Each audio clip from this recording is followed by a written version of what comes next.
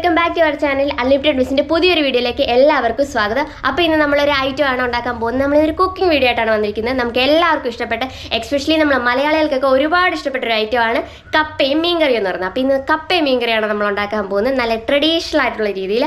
അപ്പോൾ ഒട്ടും സമയം കളയാൻ നമുക്ക് കപ്പയും മീൻകറി ഉണ്ടാക്കുന്നത് എങ്ങനെയാണെന്ന് നോക്കാം. വായു.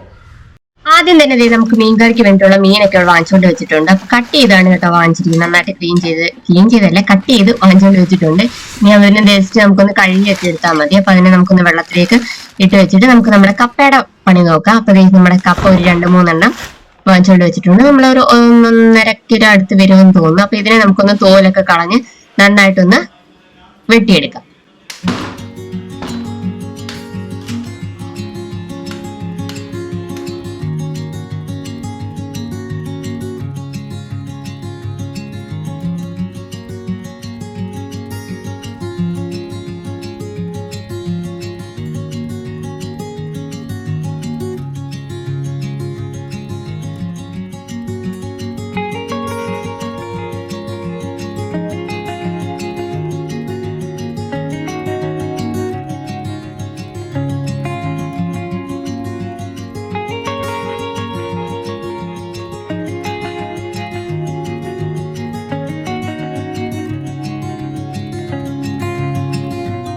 അങ്ങനെ നമ്മൾ നമ്മുടെ കപ്പയുടെയൊക്കെ ഫുള്ളായിട്ട് തോലൊക്കെ കളഞ്ഞെടുത്തിട്ടുണ്ട്. ഇനി ജസ്റ്റ് നമ്മൾ ഇതിനെ ഒന്ന് ഒരു വെള്ളത്തിൽ നിന്ന് കഴുകിയെടുക്കാം.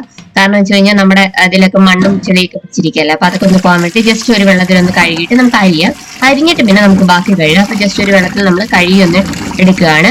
കഴുകി എടുത്തിട്ട് മാക്സിമം ഇതൊരു ചെറിയ സൈസിൽ നമ്മൾ കപ്പയ്ക്കൊക്കെ അരിയുന്ന കണ്ടില്ലേ, സൈഡോട് സൈഡ് ചേർത്തിട്ട് അരിഞ്ഞെടുക്കുക. മാക്സിമം നമ്മൾ ഒരേ ഒരു അളവിൽ തന്നെ കിട്ടാൻ ശ്രമിക്കുക. കാരണം പല ഇതിലായി കഴിഞ്ഞാൽ കപ്പയുടെ വേവിന് വ്യത്യാസം വരും. നമ്മൾ ജസ്റ്റ് ഒന്ന് കഴുകി എടുത്തിട്ട് ഇതിന് നന്നായിട്ടൊന്ന് അരിഞ്ഞെടുക്കാൻ വേണ്ടി പോവാണ്. അപ്പൊ ഇത് ഇങ്ങനെ പിടിച്ചിട്ട് നമ്മൾ അരിഞ്ഞെടുത്താൽ മതി. അപ്പൊ അടിയിലൊക്കെ കൈ വെക്കുന്ന സമയത്ത് കൈയൊക്കെ മുറിയാതിരിക്കാൻ ശ്രമിക്കുക. അപ്പൊ കൈ മുറിയോന്ന് പേടിയുള്ളവർക്ക് ഒരു കയ്യറ യൂസ് ചെയ്തുകൊണ്ട് വെട്ടാവുന്നതാണ്.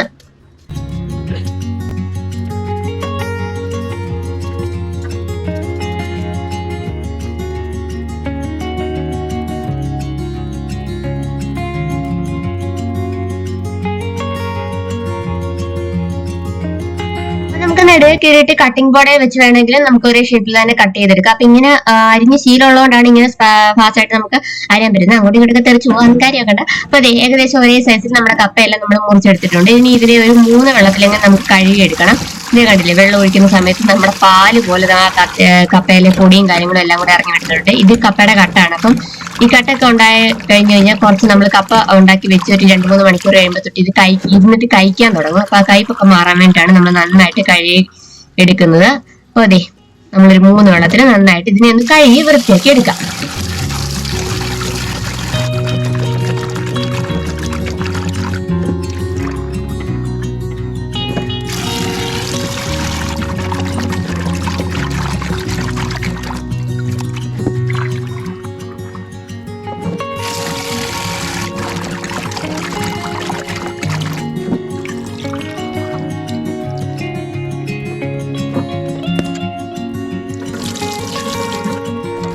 നമ്മുടെ കപ്പ നമ്മൾ നന്നായിട്ട് കഴുകി വൃത്തിയാക്കി എടുത്തിട്ടുണ്ട്. ഇനി ഇതിനെ ഒരു മുങ്ങിക്കിടക്കാൻ പരുവത്തിൽ, മുങ്ങിക്കിടക്കാൻ പരുവത്തില് വെള്ളം ഒഴിച്ചിട്ട് നമുക്ക് ഗ്യാസ് ഓൺ ചെയ്ത് കപ്പ അതിലേക്ക് വെച്ചിട്ട് ഉപ്പിട്ട് നമുക്ക് വേവിച്ചെടുക്കാം. അപ്പൊ ഈ ഒരു പരുവത്തിലേ കണ്ടില്ലേ, ജസ്റ്റ് നമ്മുടെ കപ്പ ഒന്ന് മുങ്ങിക്കിടക്കാൻ പരുവത്തില് വെള്ളം ഒഴിച്ചതിന് ശേഷം അതിലേക്ക് നമുക്ക് കുറച്ച് ഉപ്പ് കൂടി ഇട്ടതിന് ശേഷം നമ്മൾ നന്നായിട്ടൊന്ന് വേവിച്ചെടുക്കാം.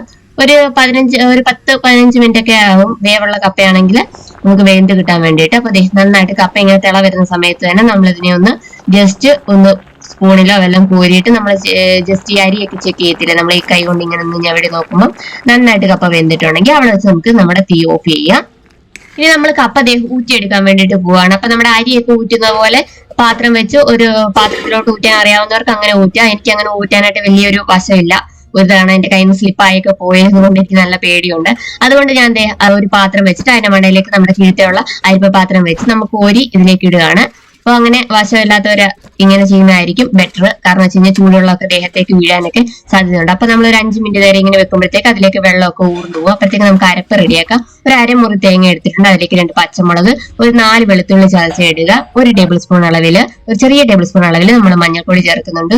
കുറച്ച് ജീരകം കൂടെ ചേർത്തിട്ട് നമുക്ക് ഇതൊന്ന് മിക്സ് ചെയ്ത് കൊടുത്തതിന് ശേഷം നമുക്ക് മിക്സിയിലേക്ക് ഇട്ട് കുറച്ച് വെള്ളം, അതായത് നമ്മുടെ ഇതൊന്ന് അരഞ്ഞ് ജസ്റ്റ് ഒന്ന് അരഞ്ഞ് വരാൻ വേണ്ടിയിട്ട് മതി. നമ്മുടെ ചമ്മന്തിക്കൊക്കെ, നമ്മുടെ ദോശയ്ക്കൊക്കെ അരയ്ക്കുന്ന ചമ്മന്തി പോലെ ഒത്തിരി വെള്ള പരുവൊന്നും ആവട്ടെ. ജസ്റ്റ് കുറച്ചൊരു വെള്ളം തെളിച്ചേച്ച് നമുക്ക് ഇതിനെ നന്നായിട്ടൊന്ന് അരച്ചെടുക്കാം. ഒരു 2 തവണ ഒന്ന് കറക്കി എടുത്താൽ മതി.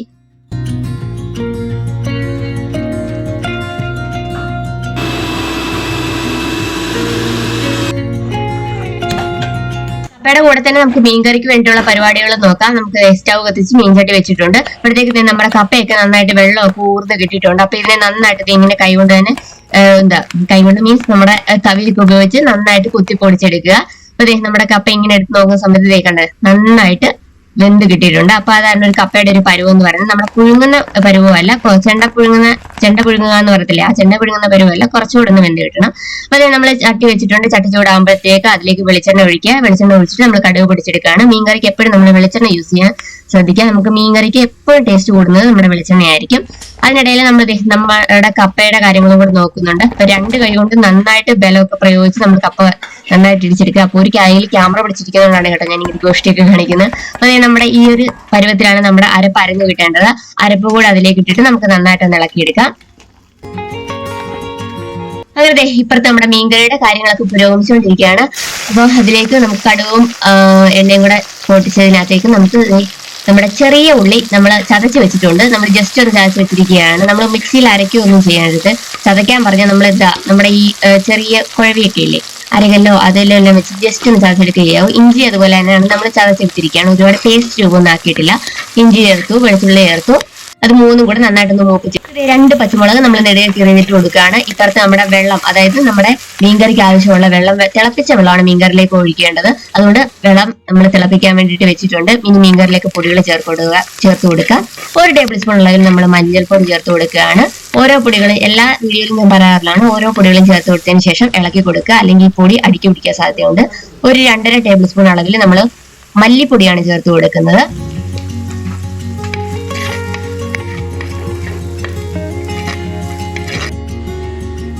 ശേഷം നമ്മൾ 3.5 ടേബിൾ സ്പൂൺ അളവിൽ മുളക് പൊടി ചേർത്ത് കൊടുത്തിട്ടുണ്ട്.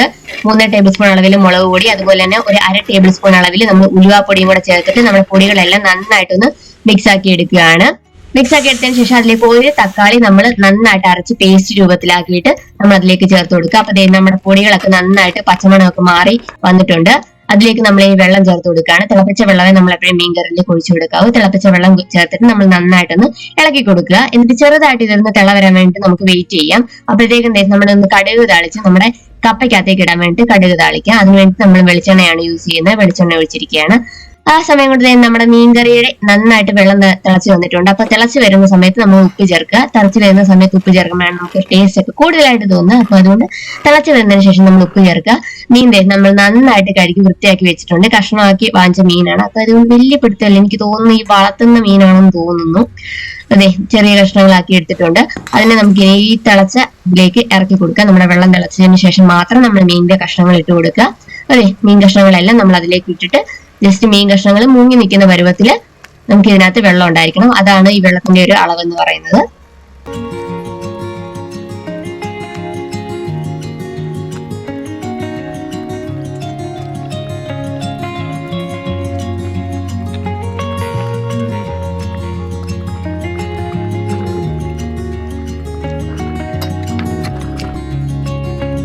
മീൻ കഷ്ണങ്ങളെല്ലാം ഇറക്കി കൊടുത്തതിന് ശേഷം 3-4 അളവിൽ നമുക്ക് നമ്മുടെ മീൻപുളി കൂടെ ചേർത്ത് കൊടുത്തിട്ട് അടച്ചു വെച്ച് വേവിക്കാം. അപ്പോഴത്തേക്ക് നമ്മൾ കടുക് പിടിച്ച് കടുകും കറിവേപ്പിലയും വറ്റൽമുളകും കൂടെ ഇട്ടിട്ട് നന്നായിട്ട് പൊട്ടിച്ചെടുത്ത് നമ്മുടെ കപ്പയിലേക്ക് ചേർക്കാം. കടുകും കറിവേപ്പിലയും നമ്മുടെ വറ്റൽമുളകും ഒക്കെ ചേർത്ത കപ്പയ്ക്ക് ഒരു പ്രത്യേക ടേസ്റ്റ് കേട്ടോ. നമ്മൾ വെറുതെ ഉപ്പിട്ട് പുഴുങ്ങി വെക്കുന്ന കപ്പയേക്കാൾ നല്ലതാണ് നമ്മുടെ കടുകും കറിവേപ്പിലയൊക്കെ കപ്പ എന്ന് പറഞ്ഞാൽ. അതിന്റെ പ്രത്യേക മണം, ഒരു പ്രത്യേക ടേസ്റ്റും ഒക്കെയാണ്. അപ്പൊ എല്ലാവരും ഇങ്ങനെ ഒന്ന് ചെയ്ത് നോക്കണം. കടുകും കറിവേപ്പിലയൊക്കെ ഇടാത്ത കപ്പ കണ്ടിട്ടുണ്ട്, അതുകൊണ്ടാണ് ഞാൻ പറഞ്ഞത്. അപ്പൊ നമ്മളെ വരട്ടിയിട്ട് ഒരുപാടങ്ങ് മൂത്ത് പോവോ കരിഞ്ഞു പോവുകയും ചെയ്തത്. കറിവേപ്പില ജസ്റ്റ് ഒന്ന് വാടി കിട്ടിയാൽ മതി.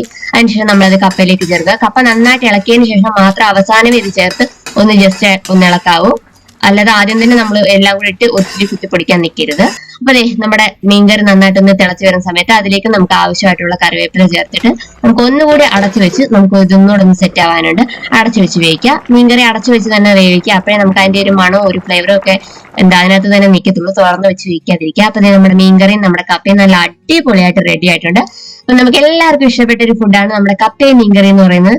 നല്ല അടിപൊളിയായിട്ട് നമ്മുടെ കപ്പ നല്ലതായിട്ട് വെന്ത് നമുക്ക് ഒത്തിരി കുഴഞ്ഞങ്ങ് അളിഞ്ഞു പോവുകയൊന്നും ചെയ്യാതെ വെള്ളമായിട്ട് നിൽക്കുകയോ ഒന്നും ചെയ്യാതെ നമ്മുടെ കപ്പ നല്ല പരുവത്തിൽ കിട്ടിയിട്ടുണ്ട്. അതുപോലെ തന്നെ നമ്മുടെ മീൻകറിയും നമ്മൾ നല്ല സിമ്പിൾ ആയിട്ടുള്ള ഒരു മീൻകറി റെഡി ആക്കിയിട്ടുണ്ട്. അപ്പൊ നമ്മുടെ കപ്പയും മീൻകറിയും കോമ്പിനേഷൻ അടിപൊളിയായിട്ട് കിട്ടിയിട്ടുണ്ട്. അപ്പൊ കുറച്ച് കപ്പ എടുക്കുക. ആദ്യം തന്നെ നമ്മുടെ കപ്പയും മീൻകറി ചോറിന്റെ കൂടെ കഴിക്കുന്നതിനേക്കാൾ നമുക്ക് കപ്പയും മീൻകറിയും തന്നെയായിട്ട് കഴിക്കുമ്പോഴായിരിക്കും അതിന്റെ ഒരു രുചിയും കാര്യങ്ങളും ഒക്കെ അറിയുന്നത്. അപ്പൊ കുറച്ച് കപ്പ എടുക്കുക. നമ്മുടെ മീൻകറിയിൽ ഒന്ന് മുക്കിയിട്ട് ഒരു ചെറിയ കഷ്ണം മീനും കൂടെ എടുത്തിട്ട് നമുക്കൊന്ന് കഴിച്ചു നോക്കിയാൽ അടിപൊളി രുചിയായിരിക്കും. അപ്പൊ നമ്മൾ അതൊന്ന് ആസ്വദിച്ച് കഴിക്കാൻ വേണ്ടി നമ്മൾ സിറ്റൗട്ടിലേക്ക് വന്നിരിക്കുകയാണ്.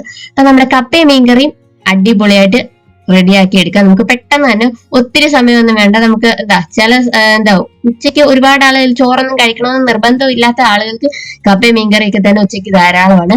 എല്ലാവരും കപ്പയും മീൻകറിയൊക്കെ ഒന്ന് ഉണ്ടാക്കി നോക്കിയിട്ട് ഫീഡ്ബാക്ക് ഒക്കെ അറിയിക്കുക. അപ്പൊ ചാനൽ ഇഷ്ടപ്പെട്ടവരൊക്കെ ലൈക്ക് ചെയ്യുക, ഷെയർ ചെയ്യുക, സബ്സ്ക്രൈബ് ചെയ്ത് കൂടെ മറക്കല്ലേ. സബ്സ്ക്രൈബ് ചെയ്യുന്നതിന്റെ കൂടെ ആ ബെല്ലൈക്കൻ കൂടി അമർത്തി വെക്കുക. എങ്കിലും ഞാൻ ഇടുന്ന വീഡിയോസിന്റെ നോട്ടിഫിക്കേഷൻ കൃത്യമായിട്ട് വരത്തുള്ളൂ. അപ്പൊ എത്രയും പെട്ടെന്ന് നമുക്ക് അടുത്തൊരു വീഡിയോ കാണാം. അതുവരെ എല്ലാവരും സേഫ് ആയിട്ടിരിക്കുക, സന്തോഷമായിട്ടിരിക്കുക. ടാറ്റാ.